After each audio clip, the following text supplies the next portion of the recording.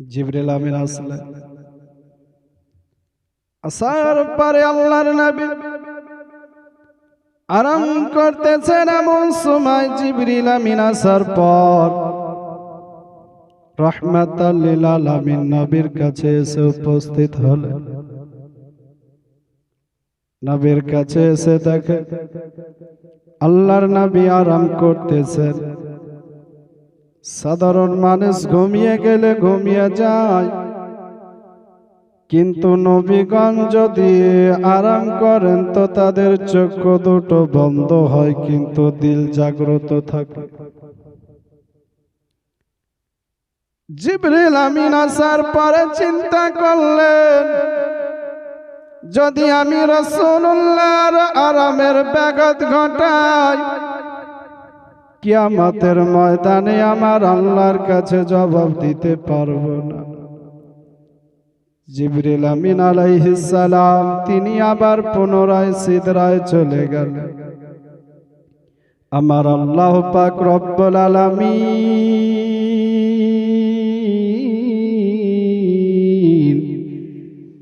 জিবরিলকে হুকুম দিল, জিবরিল তুমি যাও, আমার হাবিবকে নিয়ে এসো, আজকে আসমানের উপরে আরশের উপরে আমি দেখা দেব। জিবরিল আমিন জান্নাতের ভিতরে গেলেন। জান্নাতের মধ্যে গিয়ে একটা বর্রাক সঙ্গে করে নিলেন। আল্লাহর নবীর কাছে যাওয়ার পরে হুজুরকে আওয়াজ দিয়ে বলেন, হুজুর। জিবরিল আমিনের আসার আহার পেয়ে নবী আমার চক্ষু দুটো খুলে দিলেন। চক্ষু দুটো খুলে দিয়ে বলে, জিবরিল আজকের সময় এই সময় তুমি রাত্রিবেলায় খবর কি কিছু খবর নিয়ে এসেছো নাকি? জিবরিল আমিন বলেন, ইয়া রাসূলুল্লাহ, ইয়া হাবিবাল্লাহ, নবী গো, আপনার জন্য বড় সুখবর, একটা আনন্দের বিষয় রয়েছে গো নবী। বলে, জিবরিল কি আনন্দের বিষয় বলো? আল্লাহর নবীকে বলেন, ইয়া রাসূলুল্লাহ, ইয়া হাবিবাল্লাহ, নবী গো, আল্লাহর তরফ থেকে হুকুম হয়েছে আপনাকে মেরাজের জন্য নিয়ে যাওয়া হবে আসমানের উপরে। ইয়া রাসূলুল্লাহ তৈয়ারি হয়ে নেন। আল্লাহর নবী সরওয়ারে দু আলম সাল্লাল্লাহু তাআলা আলাইহি ওয়াসাল্লাম তিনি আপনার বললেন, হে জিবরাইল একটু দাঁড়াও। আবে zamzam পানি দিয়ে ওযু বানালেন নবী আমার। উম্মে হানির বাড়ি থেকে মসজিদুল হারামে আসলেন। মসজিদুল হারামে আসার পরে 2 রাকাত নামাজ পড়লেন নবী আমার। 2 রাকাত নামাজ পড়ে নিয়া নবী আমার সফর শুরু করলেন। মসজিদুল হারাম থেকে নিয়ে সফর শুরু হলো। নবীজি গো এবার সফর করতে করতে চলে যাচ্ছেন আপনার। এমন সময় জিবরিল আমিন বললেন, ইয়া রাসূলুল্লাহ, ইয়া হাবিবাল্লাহ, নবী গো এ জায়গায় একটু দাঁড়িয়ে যান গো নবী। নবী দাঁড়িয়ে গেলেন। দাঁড়িয়ে যাওয়ার পর রাহমাতাল লিল আলামিন নবীকে একটা জমিনে নামানো হলো। বলে, ইয়া রাসূলুল্লাহ এই জায়গায় 2 রাকাত নামাজ আদায় করে নেন গো নবী। হুজুর আমার 2 রাকাত নামাজ আদায় করলেন। জিবরিল আমিন জিজ্ঞেস করলেন, নবীজি আপনি কি জানেন এই জায়গাটা কোন জায়গা? এই জায়গাটা কি আপনার পরিচিত জায়গা? রাহমাতাল লিল আলামিন নবীজি বলেন, জিবরিল তুমি বলো কোন জায়গা? জিবরিল আমিন বলেন, ইয়া রাসূলুল্লাহ এটা হলো ওই জায়গা যে জায়গায় হিজরত করে আপনাকে এই জায়গায় আসতে হবে, যার নাম হলো মদিনাতুল মুনাওয়ারা। ওই জায়গা থেকে নবীকে আবার বুররাকে চাপিয়ে আবার সফর শুরু। নবী বুররাকে চড়ে নিয়ে সফর শুরু হলো। চলতে চলতে রহমাতাল লিল আলামিন নবীজি সংক্ষেপ ঘটনা বাইতুল মুকাদ্দাসে পৌঁছালেন। বাইতুল মুকাদ্দাসে পৌঁছানোর পর নবী আমার বর্রাক ছেড়ে দিলেন। জিবরিল আমিন ওই বর্রাকটা নিয়ে একটা কাছে বেঁধে দিলেন। জিবরিল আমিন বাইতুল মুকাদ্দাসের মসজিদের দিকে ঢুকতেছেন। নবীকে বললেন, ইয়া রাসূলুল্লাহ, এই যে রাস্তা করে দেওয়া হয়েছে গো নবী, আপনি আগে প্রবেশ করেন। দেখতেছেন যতগুলো নবী, সমস্ত নবীগুলো এসে উপস্থিত হয়ে আছে। আল্লাহর নবী সাল্লাল্লাহু তাআলা আলাইহি ওয়াসাল্লামকে জিবরিল আমিন নিয়ে গিয়ে মুসাল্লায় দাঁড়িয়ে দিলেন এবং বললেন, ইয়া রাসূলুল্লাহ, ইয়া হাবিবাল্লাহ, নবী গো, আপনি এই জায়গায় নবীদেরকে 2 রাকাত নামাজ পড়িয়া দেন। রহমাতাল লিল আলামিন নবীজি আমার 2 রাকাত নামাজ পড়ালেন আম্বিয়াদেরকে। আদম পয়গম্বর থেকে নিয়ে ঈসা পয়গম্বর পর্যন্ত যতগুলো নবী ছিলেন, সমস্ত নবীগণ ইক্তাদা করে আমার নবীজি ইমামত করে ইমাম হয়ে নামাজ পড়ালেন। রহমাতাল লিল আলামিন নবী আমার নামাজ পড়ানোর পর সমস্ত নবীগণ হুজুরের সঙ্গে মুনাকা মুসাফা সব করে মোবারকবাদ দিয়ে নবীকে বিদায় করলেন। জিবরিল আমিন নবীকে সঙ্গে নিয়ে বুররাকের উপর চেপে এবার আসমানের দিকে উঠতে আরম্ভ করলেন। প্রথম আসমানে প্রবেশ। আসমানের গেটম্যানকে বললেন, জিবরাইল, এই গেটম্যান গেট খুলে দাও। জিবরিল আমিন বলতেন, আসমানের দরওয়ান বলেন, হে জিবরিল আমিন ফারিস্তা, আপনার সঙ্গে কি কেউ আছে নাকি? বলে, হ্যাঁ হ্যাঁ হ্যাঁ, আমার সঙ্গে আহমদ মুহাম্মাদুর রাসূলুল্লাহ সাল্লাল্লাহু আলাইহি ওয়াসাল্লাম আছেন। আসমানের তারকা বললেন, বলে, হে জিবরিল আমিন, ওনাকে কি আসমানে আসার জন্য হুকুম হয়েছে নাকি? বলে, হ্যাঁ। জিবরিল আমিনের কথায় আসমানের দরওয়ান গেট খুলে দিলেন আর বললেন, মারহাবা মারহাবা ইয়া মুহাম্মাদি, হুজুর আপনার জন্য মারহাবা, যে সমস্ত মাখলুকাতের মধ্যে আপনাকে আল্লাহ চুনেছেন দিদারের জন্য। দুনিয়াতে এমন কোন নবী নাই যাকে আমার আল্লাহ রাব্বুল আলামিন দিদার দিয়েছেন, দেখা দিয়েছেন গো নবী। একমাত্র আপনি হলেন সে পয়গম্বর যার জন্য আমার আল্লাহ আপনার মহব্বতে পাগল। আপনি হলেন আমার আল্লাহর মহব্বতের পাগল। অতি ইয়া রাসূলুল্লাহ, আসুন আপনার জন্য খোঁজ খবরে চলে আসুন। প্রথম আসমানে নবী আমার সফর শুরু করলেন রে বাবা। প্রথম আসমান, সমস্ত আসমানের উপরটা সফর করছেন নবীজি। এমন সময়তে একজন ব্যক্তিকে দেখলেন যে বসে রয়েছেন রে বাবা। বসে থেকে ডান দিকে তার অনেকগুলো বাচ্চা কাচ্চা রয়েছে, অনেকগুলো মানুষ রয়েছে। তাদের যখন দেখি ওই ডান দিকের বাচ্চাগুলো দেখে সে ব্যক্তি আনন্দ আত্মহারা হয়ে যায়। আর যখনই বাম দিকে তাকান তখন তার মনটা খারাপ হয়ে যায়, মন মলিন হয়ে যায়, কান্না শুরু করে দেয়।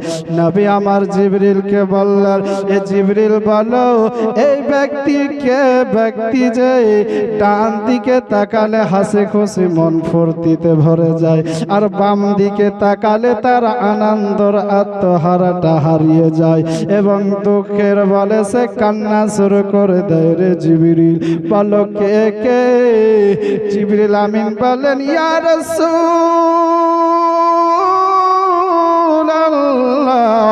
ইয়া হাবিবাল্লাহ, নবী গো, ইনি হলেন আদম পয়গম্বর, ইনি হলেন আদি পিতা, ইনি হলেন খায়রুল বাশার আদি হযরত আবুল বাশার, ইনি হলেন আদম আলাইহিস সালাম। যান আর যাওয়ার পরে নবীকে সালাম করেন এবং নবী যখন কাছে গেলেন আদম পয়গম্বর দাঁড়িয়ে গেলেন।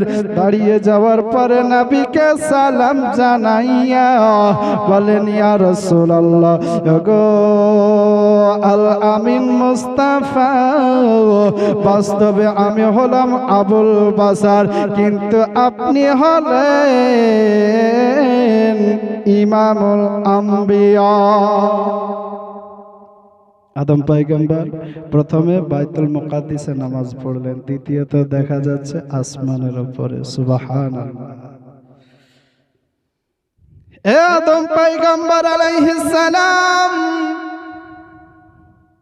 জিজ্ঞেস করা হলো হে আবুল বাশার আদম পয়গম্বর, আপনি যখন ডান দিকে তাকান তখন কান্না করে, আর বাম দিকে যখন তাকান তখন, ডান দিকে তাকান তখন আপনি ফুর্তি আনন্দতে ভরে যায় মন, আর বাম দিকে তাকান তখন আপনি কান্না কেন করেন গো নবী? আদম পয়গম্বর বললেন, বলে এই জন্য আমার যতগুলো আদি সন্তান রয়েছে, সমস্ত সন্তান যারা জান্নাতি, যারা মুমিন মুমিনা, তাদের রূহগুলো ডান দিকে রেখেছে, এবং যারা জাহান্নামী বেঈমান কাফের, তাদের রূহগুলো আল্লাহ বাম সাইডে রেখে দিয়েছেন। এবং আল্লাহ আমাকে এমন একটা ইবরাত দান করে দিয়েছে, এমন একটা ঘটনা আমার সামনে চলে আসে, ডান দিকের রূহগুলো জান্নাতি বলে দেখে মনে আনন্দ পেয়ে যায়, কিন্তু বাম দিকে যখন দেখি তখন মনে হয় এরা জাহান্নামী, কত অন্যায় করেছে। তখন আমারই রূহ, আমার সেই সন্তান, মনে আমার দুঃখ চলে আসে। সালাম কালাম হলো, মুসাফা মুনাক্কা হলো, কথাবার্তা হলো, আদম পয়গম্বর নবীকে মুবারকবাদ দিলেন। এবার রাসূলুল্লাহ প্রথম আসমান সফর করে চলতে চলতে চলতে চলতে এমন একটা জায়গায় পৌঁছালেন। ওই জায়গায় যাওয়ার পর রাহমাতাল লিল আলামিন নবীজির নজর এমন একটা ফারিস্তার উপরে পড়লো, যার চেহারা ভয়ঙ্কর চেহারা। কেমন? ওই ফারিস্তাটার চেহারা সম্পর্কে মুসলিম শরীফে হাদিস বর্ণনা রয়েছে। আল্লাহর নবী বলেন, প্রথম আসমানে আমি এমন একজন ভয়ঙ্কর ফারিস্তাকে দেখলাম, যে ফারিস্তার সম্পর্কে নবী আমার বলেছেন রে বাবা, যে ওই ফারিস্তার আপনার 70,000 মাথা রয়েছে। 70,000 মাথা। একটা মাথার উপরে ৭০,০০০টা করে চেহারা। যারা বলবেন না সুবহানাল্লাহ, ৭০,০০০ চেহারা। একাদ চেহারার উপরে ৭০,০০০টি করে মুখ রয়েছে, আর একটা মুখে ৭০,০০০টি করে জবান রয়েছে। একটা জবানে কথা বললে ৭০,০০০টি করে কথা বের হয়। সুবহানাল্লাহ। আল্লাহর নবী ফেরেশতার কাছে গেলেন, সালাম কালাম হলো, জিজ্ঞেস করলেন জিবরিলে ফেরেশতা কোন ফেরেশতা? আল্লাহর নবী বললেন, হে ইয়া রাসূলুল্লাহ, ইয়া হাবিবাল্লাহ, নবী গো, এটি হলো ওই ফেরেশতা যার সম্পর্কে আমার আল্লাহ তাআলা বলেছে যে এই ফেরেশতা হলো ওই ফেরেশতা যাকে আল্লাহ মুকাররার করে রেখেছে, যে এই ফেরেশতা দেখবেন যে কোন বান্দার রুজির প্রয়োজন, কোন বান্দার রুজি লাগবে নাকি তার দেখভাল করা। এই ফেরেশতার বড় একটা মকাম দিয়েছেন আল্লাহ তাআলা। প্রথম আসমানে যতগুলো ফেরেশতা রয়েছে তার মধ্যে এই ফেরেশতার শান আল্লাহ আলাদা দিয়েছেন গো নবী। এ বলে নবী আমার দ্বিতীয় আসমানে গেলেন, তৃতীয় আসমানে গেলেন, চতুর্থ আসমানে গেলেন। এইরকম অনেক লম্বা চওড়া ঘটনা আল্লাহর নবীজি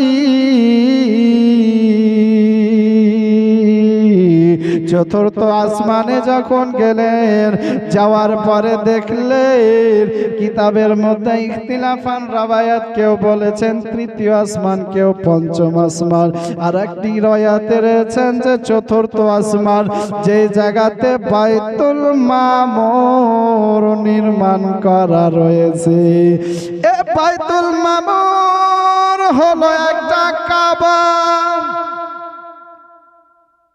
যেমন দুনিয়ার বুকে মসজিদুল হারাম একটা কাবা সমস্ত মানব জাতি এবং 18,000 মাখলুকাতের জন্য কিবলা, অমন চতুর্থ আসমানে বাইতুল মামুর।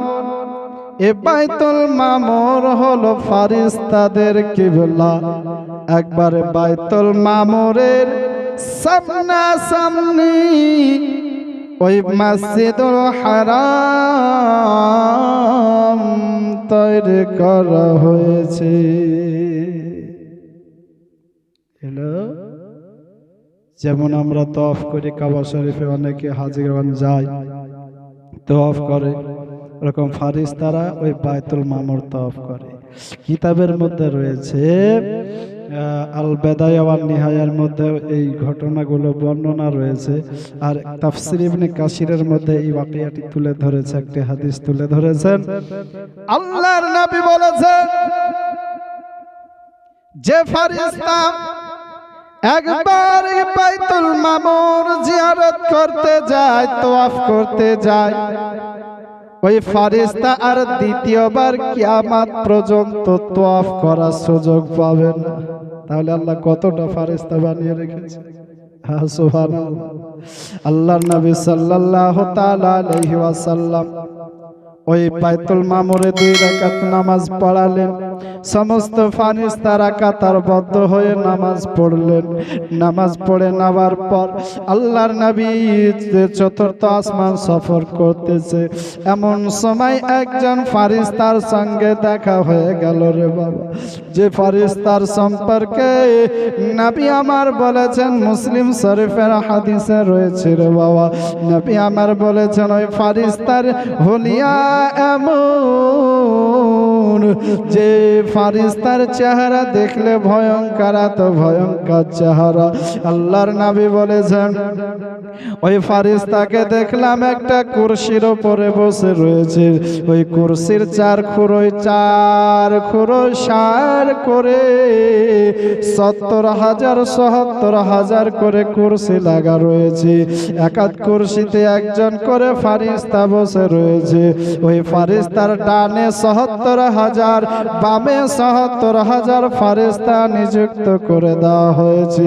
ওই ফেরেশতাকে দেখলাম মনটা খারাপ করে নিচু দিকে মাথা করে আল্লাহর তাসবিহ গুণগান করতেছি। জিবরিল আমিন বললেন, ইয়া রাসূলুল্লাহ, এই ফেরেশতার কাছে যান। নবী বললেন যে জিবরিল, ফেরেশতা কোন ফেরেশতা, আর পরিচয়টা কি?